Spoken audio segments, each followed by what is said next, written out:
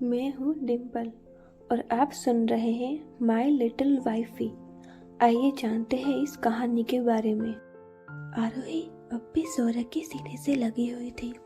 शौर्य ने उसके कान में कुछ कहा जिससे उसकी आंखें बड़ी हो गई। आप बहुत बेशर्म हो गए हैं, वो उसे आंखें दिखाते हुए बोली।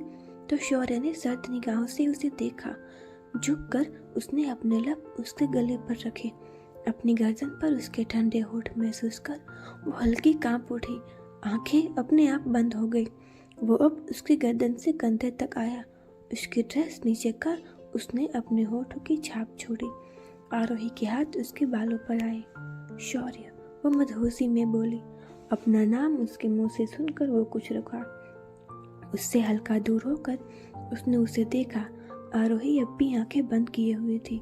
उस चेहरे से देखकर शौर्य ने आगे बढ़कर उसके लबों पर अपने लब रख दिए। दोनों को ही धड़कनें शोर कर रही थी। आरोही ने आंखें और भींची। शौर्य का हाथ उसके गर्दन के पीछे था और दूसरा हाथ उसकी पीठ सहला रहा था। दोनों एक दूसरे के एहसासों में खो रहे थे। आरोही की सांसें फूलने लगी। तब जाकर शौर्य ने उसे छोड़ा। दोनों जोर जोर से सांसें ले रहे थे। वो उसके माथे से माथा जोड़े हुए था। दोनों को ही सांसें एक दूसरे से टकरा रही थी। अभी कुछ पल ही हुए थे कि दरवाजा नॉक हुआ। आरोही हड़बड़ाती हुई उसकी गोद से उठी। गिरते गिरते बची। वो जल्दी से खुद को ठीक कर दरवाजा खोलने गई। शौर्य क्लोजेट में चला गया। मैम, बड़ी मैम ने डिनर के लिए बुलाया है।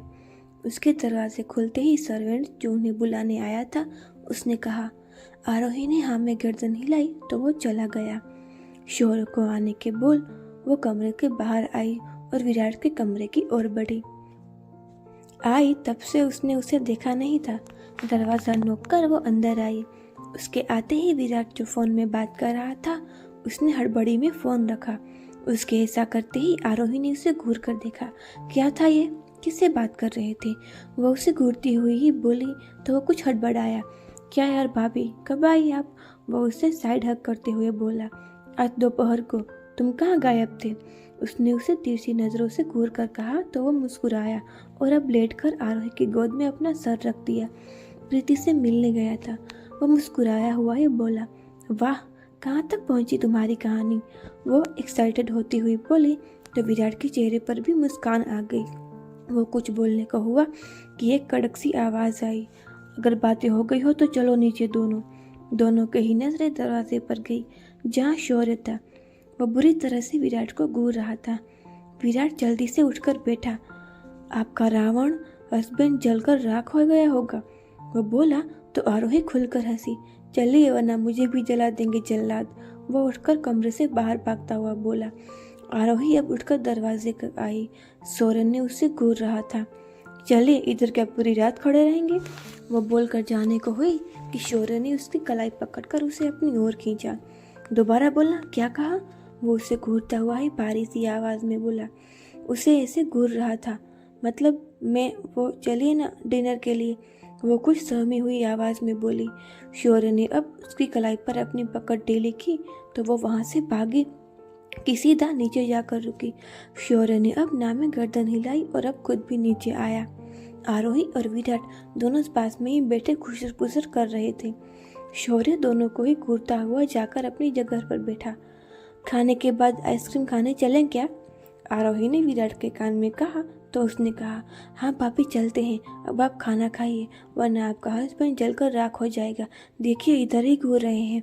वो बोला तो आरोही ने शौर्य को देखा जो उन्हें ही देख रहा था। आरो, मैं भी चल रही हूँ हाँ, रिद्धि बोली तो आरोही ने हाँ में गर्दन हिलाई। खाने के बाद विराट बाहर निकला। उसके जाने के कुछ देर बाद रिद्धि भी निकली। फिर कुछ देर बाद आरोही भी निकली। शौर्य जो सोफे पर बैठा हुआ था उसकी नजरें उन पर ही थी। आरोही के जाते देख वो अब भी उठा। रिद्धि और विराट गाड़ी में बैठे हुए थे। आरोही आकर विराट के पास वाले सीट पर बैठे। विराट अपनी सीट बेल्ट लगाने को हुआ कि उसकी साइड का दरवाजा खुला। विराट ने देखा तो शौर्य था। बाहर निकलो, वो अपनी भारी सी आवाज में बोला। लेकिन भाई, जल्दी पीछे जाकर बैठो, वो उसकी बात काटते हुए बोला। विराट अब मुंह बनाता हुआ पीछे जाकर बैठा। सीट बेल्ट लगाते हुए उसने एक नज़र आरोही को देखा जो उसे ही देख रही थी। उसने अब गाड़ी स्टार्ट करके आगे बढ़ा दी। रिद्धि और विराट एक दूसरे को देख मुस्कुराए। उनके भाई के तेवर एक दिन में ही बदल गए थे। आप क्यों आए? कुछ वक्त बाद आरोही ने पूछा तो शौर्य ने उसे एक नजर घूरा तो आरोही ने मुंह बनाए हुए ही खिड़की की ओर कर ली। रावण के रावण ही रहेंगे, वो मन में ही बोली। कुछ देर बाद ही उसने आइसक्रीम पार्लर के बाहर गाड़ी रोकी तो विराट और रिद्धि उतरे। आरोही ने भी अपनी सीट बेल्ट निकाली। शौर्य को एक नजर देख जो अब तक वैसे ही बैठा हुआ था। क्या हुआ, चलिए, आरोही बोले तो शौर्य की नजरें उस पर आई। नहीं, तुम जाओ, मैं यहीं वेट कर रहा हूँ, वो बिना किसी भाव के बोला तो आरोही ने वापस मुंह बनाया। आए हैं तो अब चलिए भी। उसने उसे एक नजर कर देखा और दरवाजा खोलकर बाहर आया। आरोही भी बाहर निकली। कुछ देर बाद ही चारों ने आइसक्रीम खाकर लौटे। विराट और रिद्धि कार के बाहर निकले।